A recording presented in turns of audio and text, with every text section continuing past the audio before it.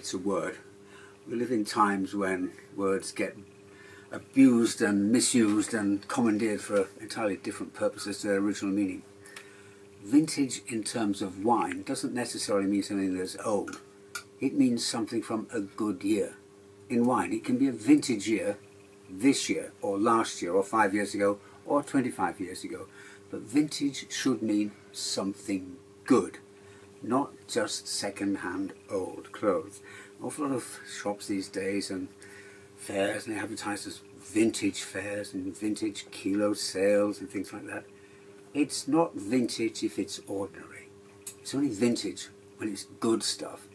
When I first started in vintage business, we were looking for old tailored suits and couture dresses and Northampton shoes and things that were made by people in England with skills in their hands. That was what vintage was about.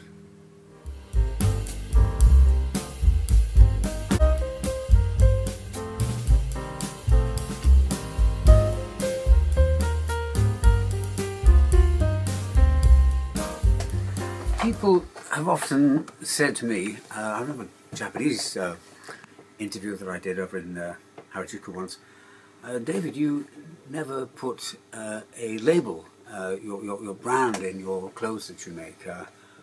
And I said, well, I just think it's rude.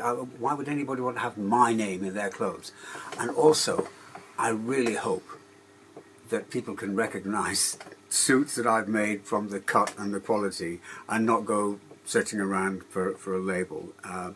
But there's one exception to this not having visible labels in Savile Row. And if you talk about Savile Row, then you've got to talk about Henry Poole. And they're, I think, pretty much the only tailor in what must be the top 5 tailors that stick a dirty great big label right in the middle of the coat like that. But I think it's Henry Poole, so he can set any rules he likes. Every tailor in the world owes a debt to Henry Poole for elevating them socially. The story goes that he was walking in Ratton Row or something, Hyde Park, and the King and a few of his buddies were walking along, and he said, "Oh, good morning, Mr. Poole." And the other sort of courtiers were, dukes and lackeys, were astonished that the King had spoken to a tradesman. It was quite not quite done. That particular greeting from the King did wonders for tailors. It elevated the social status, and tailors became front door tradesmen. The only other front door tradesman was the wine merchant would come to the front door, but the guy with the spuds and the coal would go around the back and deal with the housekeeper. But suddenly tailors were really elevated socially. And Henry Poole was, I think, maybe the first tailor to be in Savile Row. So Savile Row and the tradition of excellent tailoring was started by Henry Poole. And they turned out some bloody marvellous kit. I bought some suits from a chap who at the age of 20 inherited a Clyde shipyard. And he had dozens of suits made at Henry Poole, and all had printed silk linings, and the tailoring was absolutely superb. Yeah. If you draw up a league table of tailors, I suppose Huntsman, obviously, Henry Poole, like that, they're definitely top boys. Now, I want to chat about this jacket for a minute, but also I want to talk about this coat hanger. Now, this is a mystery to me. It's a fabulous bit of kit. It's an aluminium moulding. A lot of military uniforms beyond coat hangers with this little high-rise neck thing like this. It's made in 3 or 4 pieces. This is just a sort of bent steel thing, and it's bolted together. Now, I've been in this business an awful long time, and I've never seen one of these before. I came across one a couple of years ago, and the lady told me she had another 2. They were made in Sheffield, and I've never seen them before, but it's obviously something that was in production. It's got a patent on it and a Sheffield brand name. I was thinking of getting these things remade. It's just a beautiful bit of kit. Yeah, fabulous. Anyway, this is a fabulous wool evening coat. It's a little bit of damage here, and I'm not sure how I'm going to go about repairing this. A darn is going to look a little bit obvious. I don't really want to redo the whole lapel like that, so I think it might just have to be getting some actual silk thread and try and just sort of flatten that down with some clever stitching. Yeah, we'll see. It's an ongoing project. This was made in, let's see, 1956. So this has got a bit of age to it. Yeah, yeah, a beautiful bit of kit. Not been worn very much at all, but oddly, it's got this little bit of wear on the neck. But I think it might have come from some damage rather than actual wear, because nothing's on this side. Yeah, absolutely beautiful tailoring.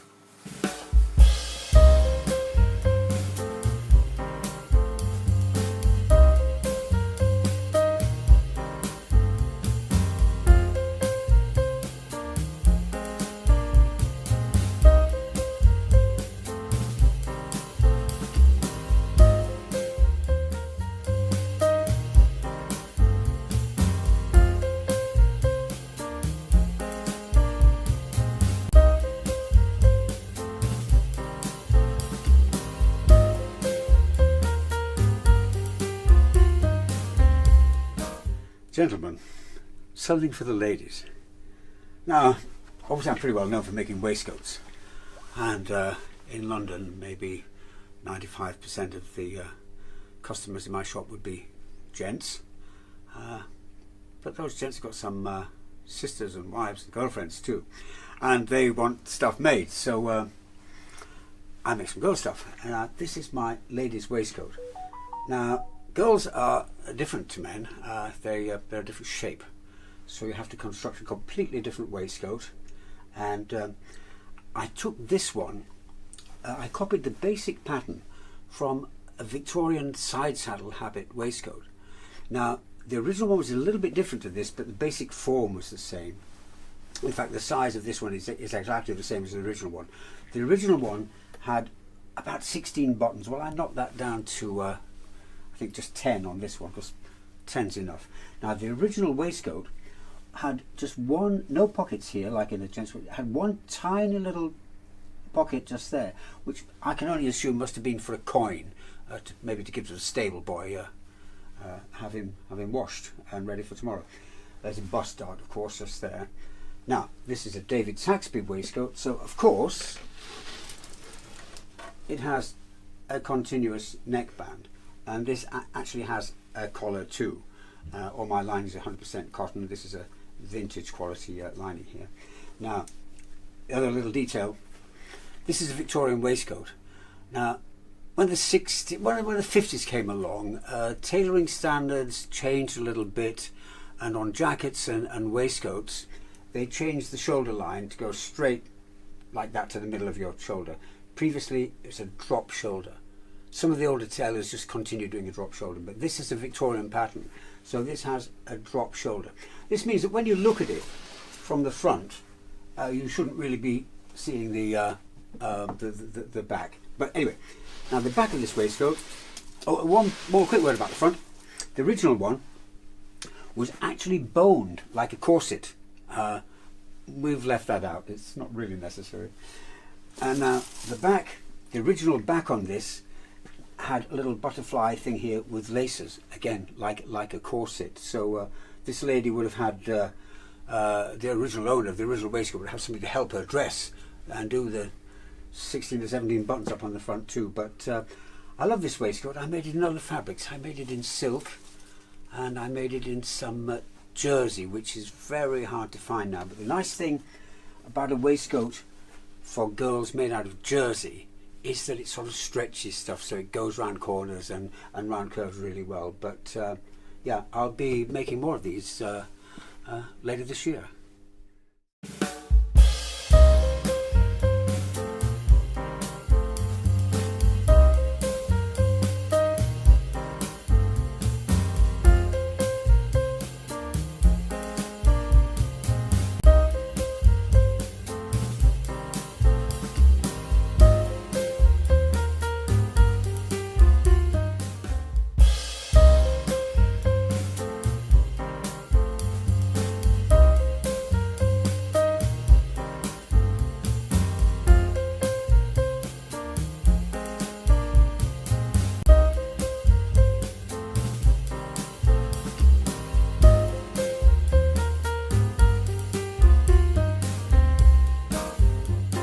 gentlemen, I give you the car coat.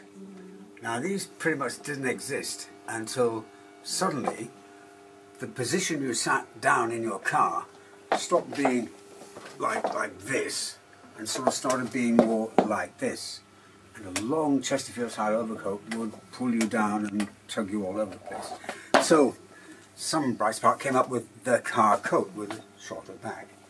Now, they weren't exactly the most stylish thing. If you had a two-seat sports car, like a Healy 3000, you would have a sheepskin, and they were pretty cool. But the car coat, the young tearaways wouldn't wear them, the teddy boys wouldn't wear them really. It was pretty much old man's kit, but they look pretty cool now.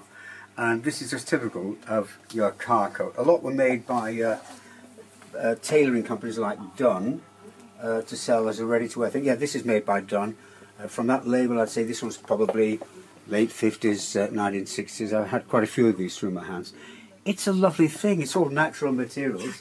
Now it looks quite stylish, but when the Beatles were happening, you didn't want to be walking around in a car coat. But, of course, a lot of people were stuck with their long overcoats that didn't really work in the MGA.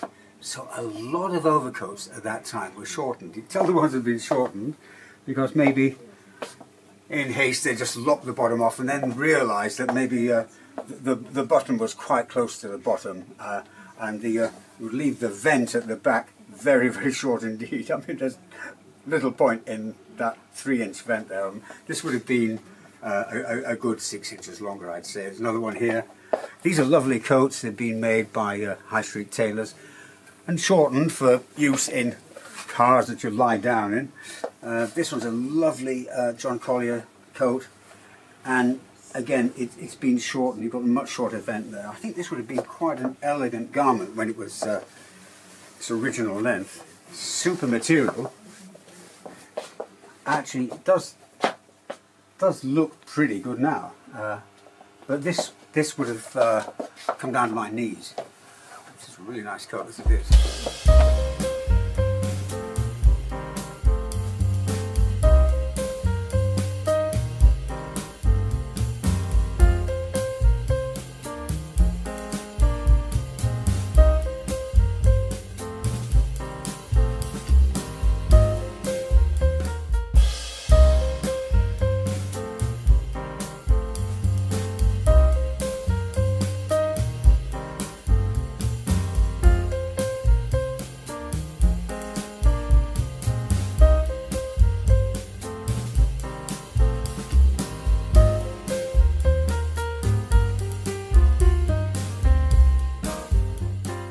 I've been selling vintage dinner jackets in Fulham and Chelsea for the last, I don't know, is it 40 years? Probably it's a long time since we started all that.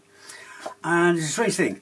When back 30 years ago, the only one that everybody asked for was the double-breasted, nice old one, like their grandfather's one from the 1950s. Everybody wanted this style, and that lasted for quite a while.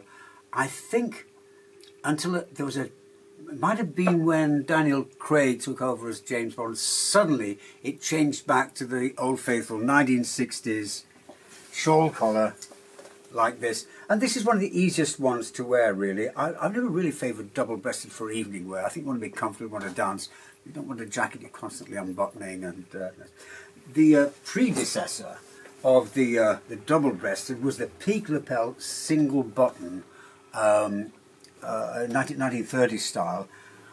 That's the one that I like, and you can marry that with any style of trousers, either the 1920s, 1960s tapered line or the 1930s, 40s wider leg. But of course all these, when this became really popular again, like 30 years ago, nobody wanted to wear the trousers that actually did come with it, which were about that wide at the bottom.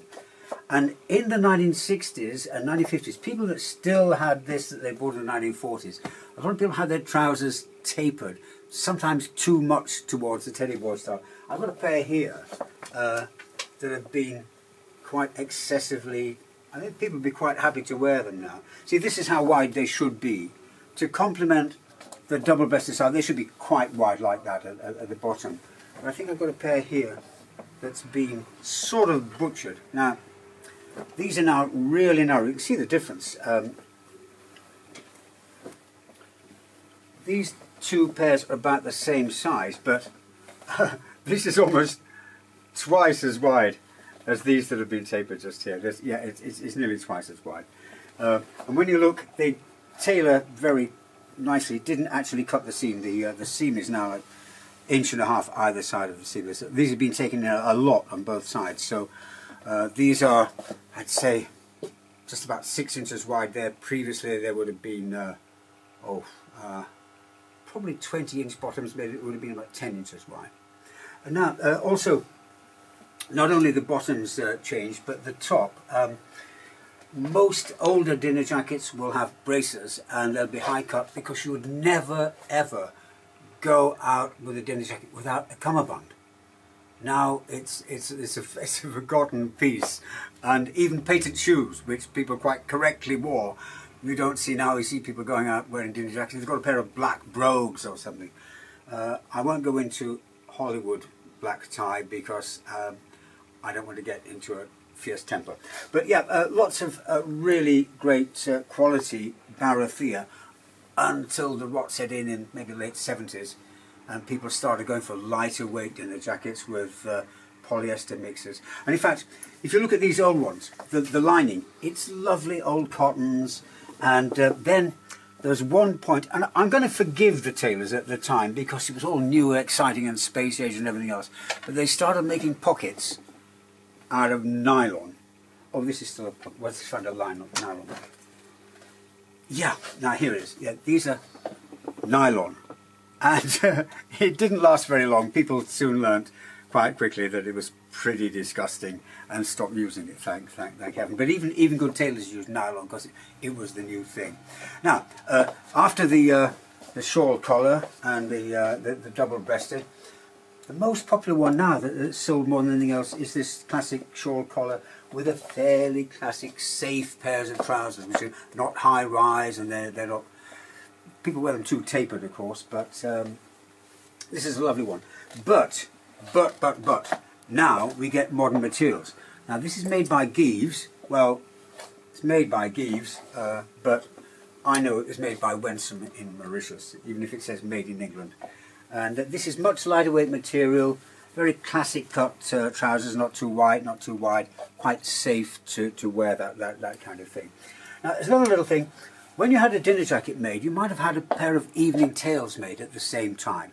And a lot of people think it's obligatory with your evening tails to wear the double stripe. If you find an old evening tails, it's going to have a double stripe trousers. Doesn't mean you've got to wear and only got to wear double stripe trousers. This was just so that you could quickly identify which pair of trousers you had, because you might have a different pair of trousers with your dinner jacket to your evening tails.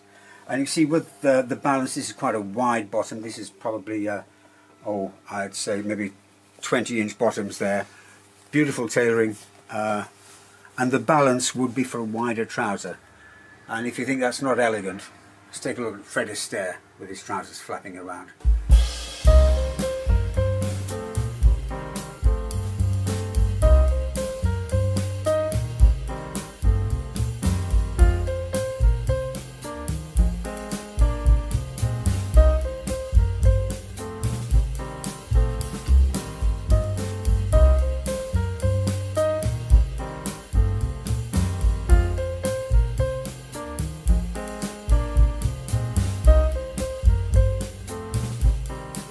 With this shoe really is a work of art. It's the most exquisite shoe I've ever seen. It cost fortunes to get a pair made like this now. Absolutely beautiful. The way I acquired them, I bought these, well, I acquired them from a chap that used to bring me a lot of vintage stuff. He'd normally bring a suitcase or a little trunk full of maybe house clearance stuff. There'd be some tootle ties, some cufflinks, some cricket jumpers, and normally small things, and occasionally some shoes and gloves. And he opened the case, and I looked inside. Immediately I saw a pair of crocodile shoes. Well, that's immediately interesting. And then I looked inside the shoe. I thought, bloody hell, they're from Lob. Right. And I thought, they look like my size, but I bet they're not. Wouldn't be that lucky.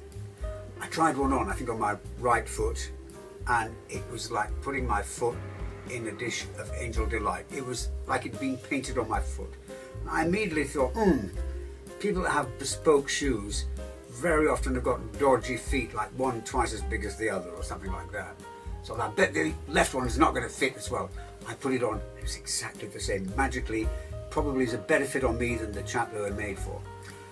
So I said to this chap, who I bought a lot of stuff from now and then, I said, well, what have you got on these? Meaning how much? And he said to me, is 25 all right? And I looked at the shoes and I said, well, no, not really. He said, oh, I gave 15, what do you think? And I said, well, can't do 25. He said, well, whatever you think. Now, I'm not going to tell you what I actually paid for them, but it was a lot more than 25. And I said to him, look, these are really good shoes. I wouldn't sleep if I gave him 25 quid. So I gave him a lot more, and I'm obviously going to keep them for myself. I never had any thoughts about selling them. I've never worn them. Maybe I'll be buried in them. But it's nice to know that I own the pair of shoes, and it's not possible to get a better pair of shoes than the ones I'm holding in my hand. Maybe I'll give them an outing one day, a special date or something.